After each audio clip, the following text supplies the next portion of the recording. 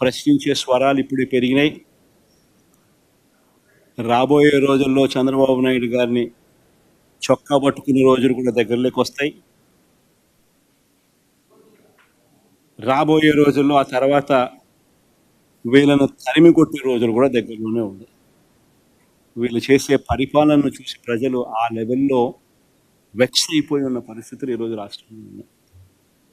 అంత దారుణంగా ఈరోజు రాష్ట్రంలో పరిపాలన సాగిస్తూ ఉన్నారు. సార్, రాష్ట్రంలో పెట్టుబడులకు సంబంధించి తెలుగుదేశం వ్యవహారం బయట హైదరాబాద్ కానీ చెన్నై లాంటి బెంగళూరు లాంటి 14 రాష్ట్రంలో లేవు కాబట్టి అమరావతిని శక్తి నిర్మిస్తున్నాం, తర్వాత పెట్టుబడుల వార్త వస్తుందని కూడా చెప్తాం.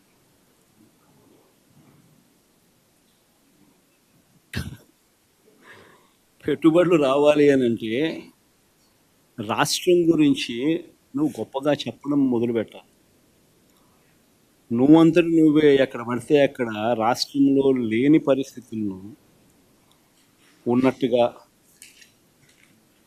నువ్వంతకు నువ్వే రాష్ట్రం గురించి నెగిటివ్గా చెప్పడం మొదలు పెడితే ఏ రకంగా కాన్ఫిడెన్స్ ఇస్తావు?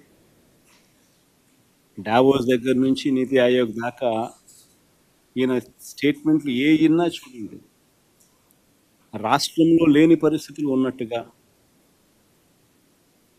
ఈయనంతటి ఈయనే ఇంప్రెషన్ ఇస్తూ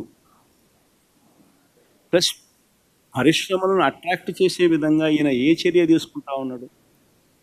జిందాలలో వస్తే వాళ్ళ మీద కేసులు పెడతా ఉన్నాడు, భయపడిస్తూ ఉన్నాడు, వాళ్ళని భయభ్రాంతులను చేసి పంపించినాడు. వాళ్ళు 10 మందికి చెప్పరా?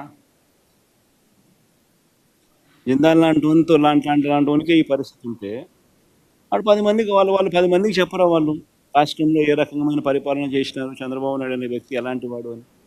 మళ్ళీ అలాంటి భయానక వాతావరణం రాష్ట్రంలో ఉన్నప్పుడు ఏ పరిశ్రమలైనా ఎందుకు వస్తాయి?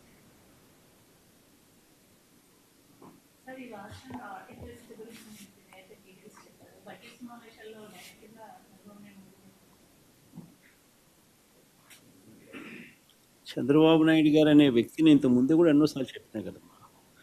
బేసికలీ ఏంటంటే ఇవన్నీ నేను మీకు క్లుప్తంగా మీ ద్వారా ప్రజలకు ఇవన్నీ నేను ఎక్స్ప్లెయిన్ చేయగలిగిన.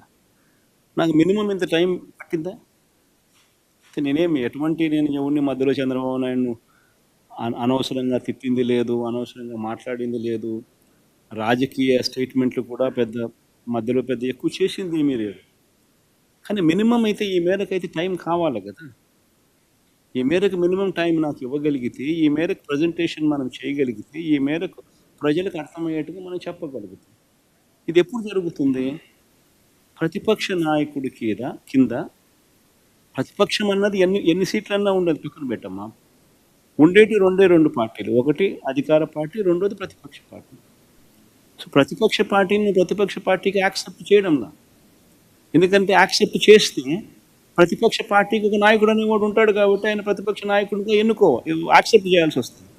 యాక్సెప్ట్ ఒకవేళ చేస్తే నువ్వు చంద్రబాబు నాయుడు గారికి ఎంత మైక్ టైం ఇస్తావో అపోజిషన్ పార్టీ లీడర్కి కూడా అంతే మైక్ టైం ఇవ్వాల్సి వస్తుంది.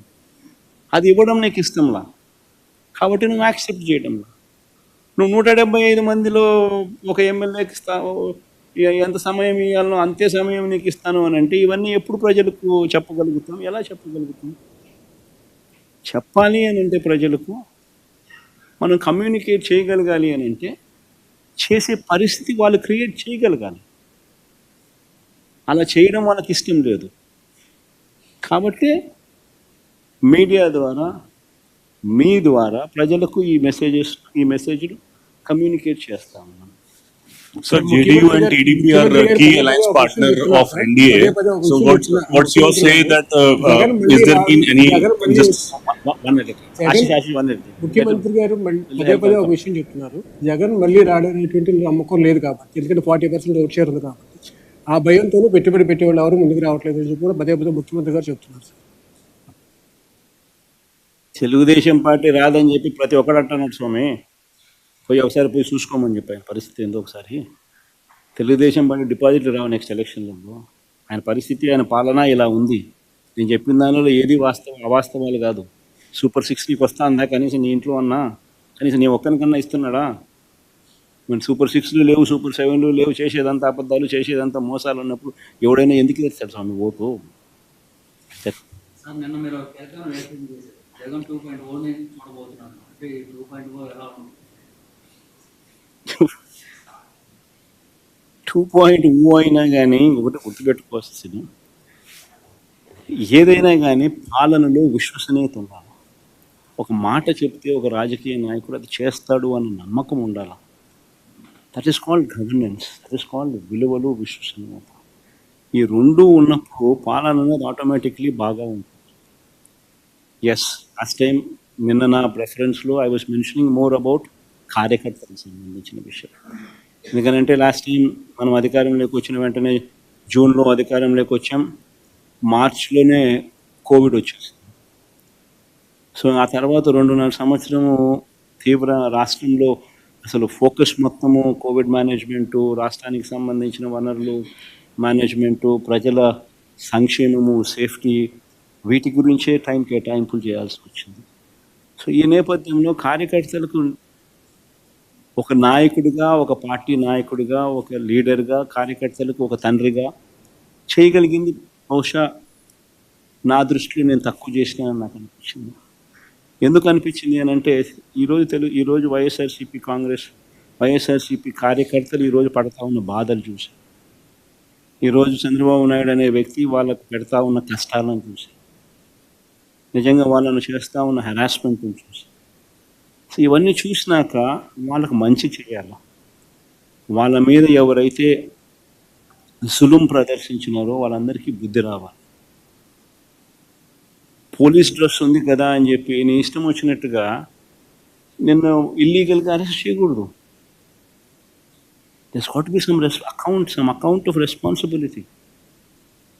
అలాంటి వాళ్ళతో, ఆ అన్యాయం చేసిన వ్యక్తితో, అన్యాయం చేయబడిన వీళ్లకు సెల్యూట్ కొట్టించి క్షమాపణ చెప్పిస్తాం. ఒకవేళ అలా చేయకపోతే చట్టం ముందు నిలబెట్టించే కార్యక్రమం చేస్తాం.